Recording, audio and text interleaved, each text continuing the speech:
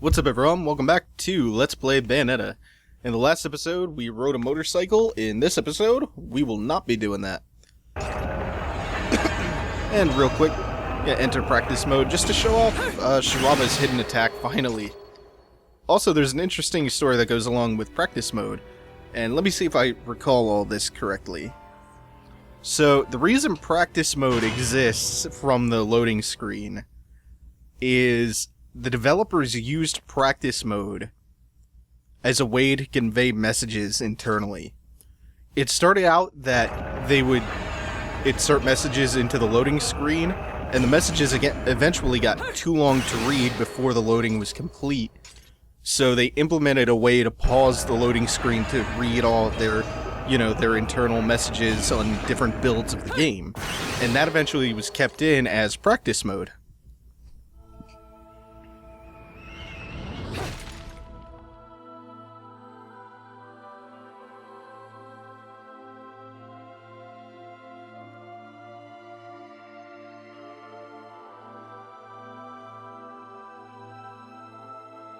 Jesus, this is... My dear sweet child, fear not, for I am watching over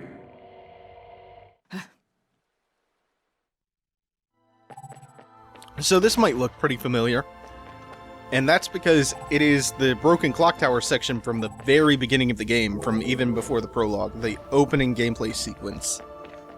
And we're going to cross some floating light platforms, and we're going to see another area that was repurposed. And we've seen some of them so far. I haven't pointed out all of them.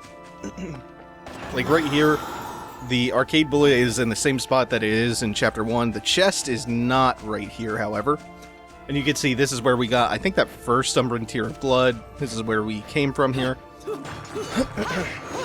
And there's going to be plenty more like this.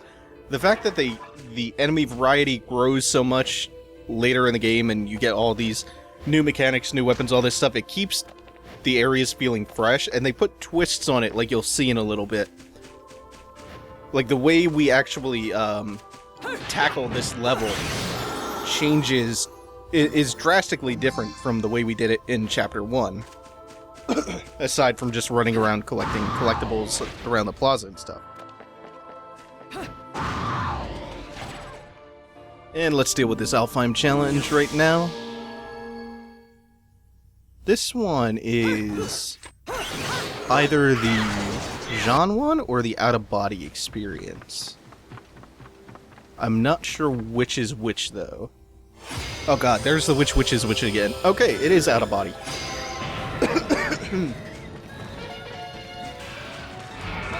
So this one can be a bit of a pain. It functions almost exactly like the chapter with Cereza, where you project the spirit form to protect her and your body. Except in this case, if the barrier or Bayonetta and her spirit form get hit, it takes away a health orb. So you really just want to play keep away here. You want to find a nice spot against the wall to put the barrier against, and then you want to use wide sweeping attacks like the Shiraba PKP, the punch kick punch combo, to keep everything at bay. And then it's a little bit counterintuitive, because most of the game you spend focusing down one enemy at a time or taking down groups of enemies together. But in this case, you want to just kind of keep everything pushed back, pushed at bay. And then just kill whatever you can when the opportunity presents itself, as opposed to just focusing things down one by one. Because it's more important than anything to just make sure that the bubble is safe and that you are safe. So you're pretty much, this whole time you're just playing Guardian Angel to a giant purple orb.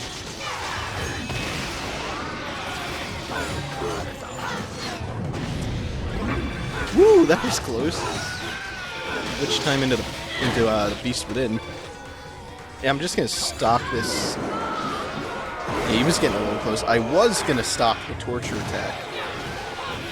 And this is also, if you find the enemy here, I see the angel arm right in front of me, the pole. it's really nice if you can get that, because it has such a wide AoE that it makes for really good crowd control. But I'm building a good stockpile of angel weapons up, and any one of them are effective because they all do so much damage, and you're dealing with mostly basic enemies. I took a little bit of damage from the Ardor, but I think this might be the last angel.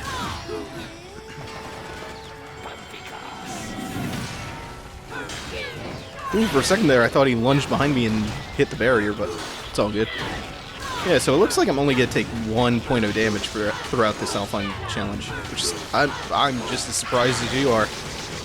Unless you are confident in me, in which case I think your confidence is probably misplaced, but hey, worked out this time.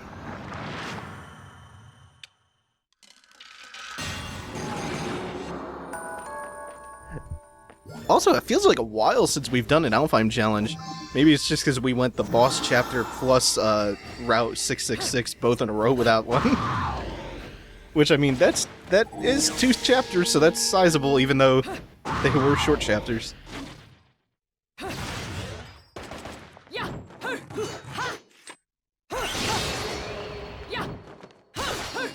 And here in a second we'll see just how this repurposed area... We'll see what the twist is just as soon as I find a little something. I think it's back here. Yes, it is. And through that door in Chapter 1 was where we progressed towards the bridge, where we refought... sorry, a beloved. Also, I think that LP was for Colonel Kilgore, which is my second favorite item next to Shiraba. And speaking of alternate items... I haven't messed with Odette and Durga that much, so let's see if we can do some damage with those. Alright, this is the thing that I don't like about Odette, is because they're ice skates, they're magical ice skates, everything acts as though you're on ice. Everything becomes ice physics. So, not a big fan of Odette in that way. Odette, of course, named after the main character of Swan Lake, and its big unique trait is that if you hit someone with Odette over and over again, you can actually freeze them, and it does come in handy. Hopefully at some point I find a good opportunity to show that off like I did with the whip. And Durga, of course, it's a pretty well-rounded set of weapons. It's just not great enough to overtake Shiraba for me, but they are something I will show off. Durga I'm going to be using a lot more once I get Lieutenant Colonel Kilgore, which, if you don't know why that is, you're in for a real treat when I show you what those two can do in combination with each other.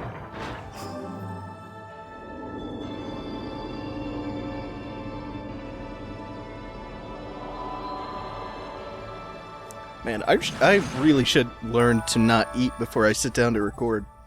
My voice gets all messed up. Oh man, I love the footstep sound effect they use when you walk on these light trails.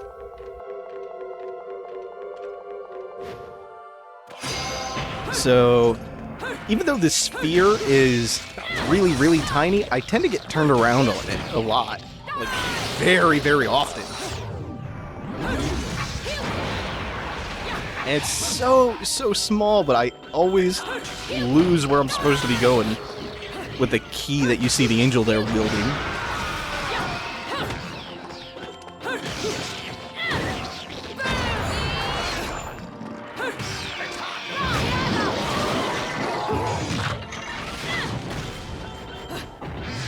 Now to just get the key and find where I want to stick it. See, I knew this would happen. I called it. I absolutely called it. Okay, so should be on the opposite side if I just keep going. Yay! I kind of logicked my way to circumnavigating this tiny, tiny ball.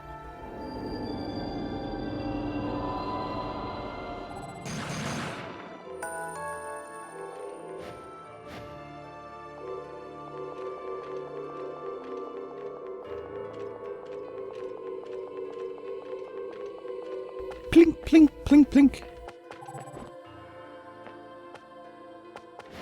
It's hard to look like a badass with a tuba wrapped around you like a boa constrictor.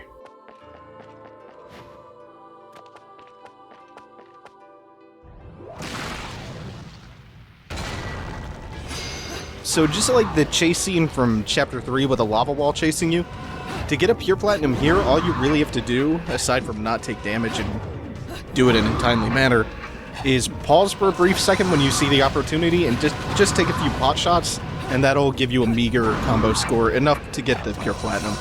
But I don't really feel like doing that. So, you know how to do it if you want the pure platinum on this verse that bad. But no skin off my nose.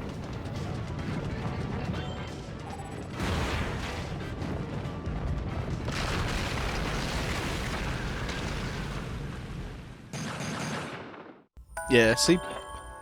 Stone... Platinum or pure platinum? I don't know which those were. Huh. That was probably a... Yeah... It was a good waste of it. That was a pretty big waste of a tuba laser. The tuba beam?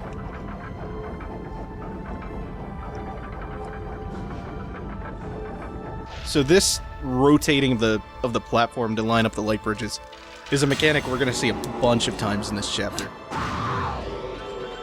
And then we go across. I think I know what... Yeah, this is... not a big fan of this section. It can get a little bit annoying because that big golem ball there continuously drops down from the sky to punch you like the fist of an angry god.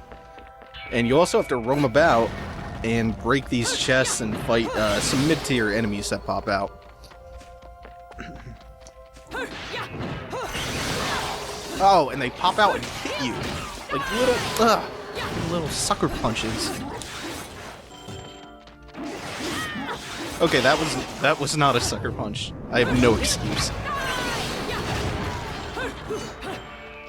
Oh, come on, teleport back to me. Yeah, and it's best if you can stick to the edges and just kind of coax the enemies to either the edges here or like near overhangs. That way you don't have the golem ball smashing down constantly and interrupting your combat. Plus, if you get knocked down, it's really just irritating. So we're gonna try to avoid that. Some of the enemies, like there's a dog enemy that's gonna come from one of these chests. They can be pretty annoying. Ooh, under tier blood. Because they don't always like to cooperate. They like to kind of just charge headfirst instead of teleporting towards you, and they charge into the wall and just knock themselves out, and sometimes you just have to stand around and wait for them to do that over and over before they finally either walk to you before their pathing lets up, or before they will just teleport.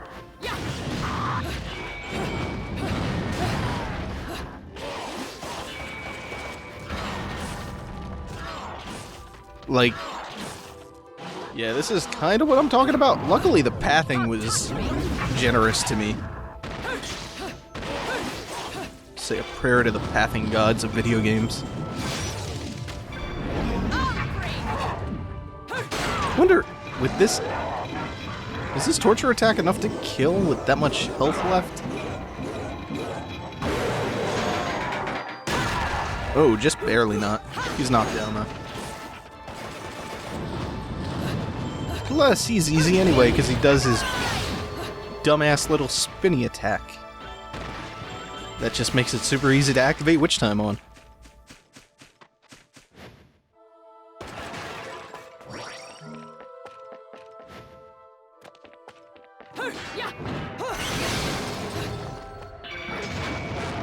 Oh my god, I hear the most obnoxious music coming from the next room. I hope that's not getting picked up on the mic. Anyway, yeah, this dog enemy, this one is the annoying one to try to get him up here. Because usually he just likes to charge straight into the gate and just be obstinate. Or he'll just throw fireballs from range all day long. But yeah, there we go. That's the trick to get him up there. Just go outside of his range where he'll cast fireballs and he'll teleport to you. But if you lead him around, I'm trying to think how to explain this. If you lead him around the outside edge in a semicircle, so that he would have to come through the middle, it's a lot harder to leash him like that. Because you don't have the far end of the platform to run to. It's like you can't create that much distance by comparison. So now we got the key, and we're just gonna go ahead and do what we did in the beginning of this chapter. Except now we have these rotating light platforms, which can be a little bit disorienting. But we have pro platforming skills.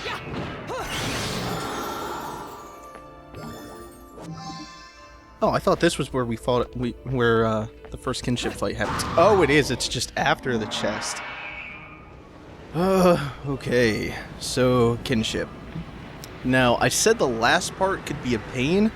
I flat out hate the kinships. They are the bane of my existence as far as this game is concerned. Even if I hit dodge right away out of the cutscene, I can still get hit sometimes. And you take a lot of damage when you get hit, because you'll get hit and you'll be unable to recover, and just like that. So the idea is you dodge the first one and then activate Witch Time and shoot the rest of them down. If they decide to be assholes, they can just chain their things together if you don't if you don't dodge the first one. And they have so many projectiles.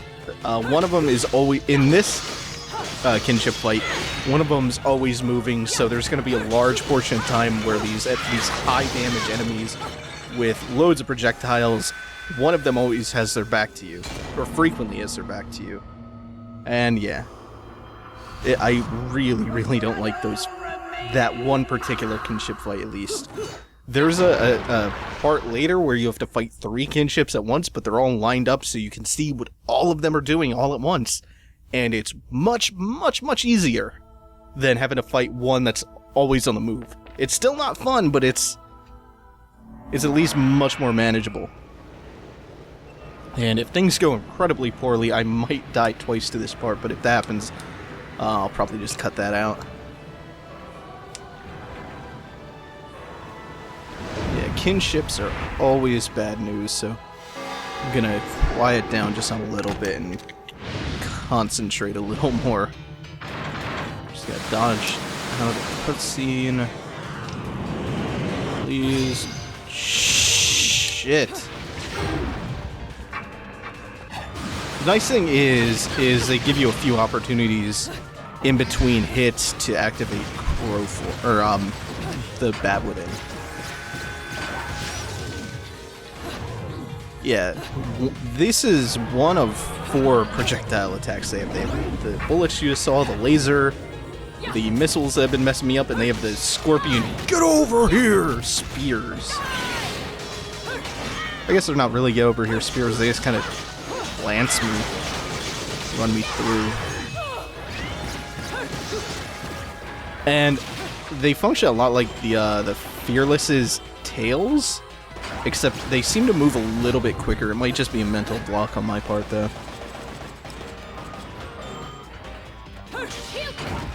But now that it's narrowed down to 1 kinship, it's not bad whatsoever. Like, 1 kinship can still do damage if you get hit, but it's a lot harder for just 1 to hit you. And now that they are both dead, we have another LPP? Yes, we do. LPPs. Next section opens up, but we're not going forward just yet.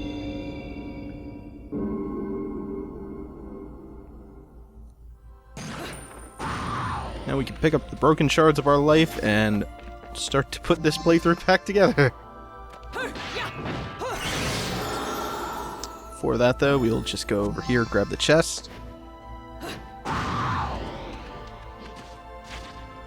So there's a specific place where you can kill that kinship, and it's right behind the immobile one that will let you reach this platform without the crow within.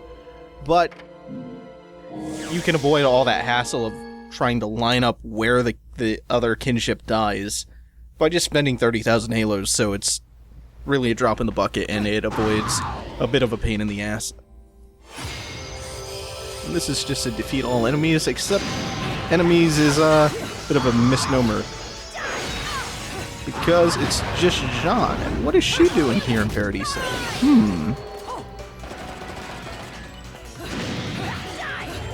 Wow, I already took 2 damage. It's really surprising that my Jean fights, especially this one, are usually pretty good. And when I practiced this, I did it my first try with full health. The off-camera woes. Oh well, just gotta not choke and get this done. Oh, she dodged my wicked weave there. That sucks. Oh man, I thought she was gonna do the PKP wicked weave, but she wound up doing a light jutsu, I think. I don't know if that was a light jutsu or spin attack. Oh, damn it! I didn't mash hard enough.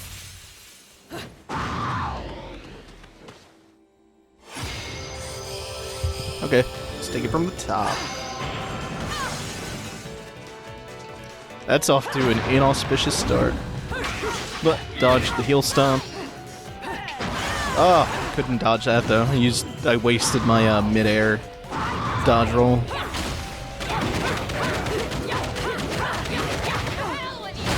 Okay, got it that time.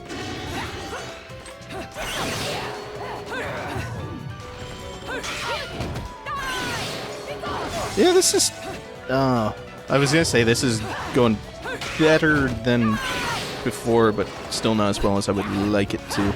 Should still win though. Oh no. Really? Really? Just a sliver of health.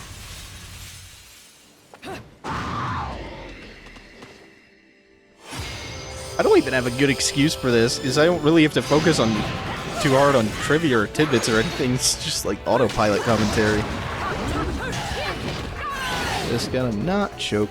She takes so much damage. This is really much easier than I'm making it look. You just gonna have to hope she does the afterburner dive kick move a lot. Because, one, it's really telegraphed, and two, it leaves her so open once she lands. As long as you avoid it properly, of course. Oh man. That's the one. I don't know the name of the attack. The one where the fist comes up from underground seems to get me the most. But hey, that's over with. Anyway, with 2 Alfheims down and a good chunk of Chapter 9 out of the way, let's end the episode here. Thanks for watching, everyone. Take it easy. Have a good one.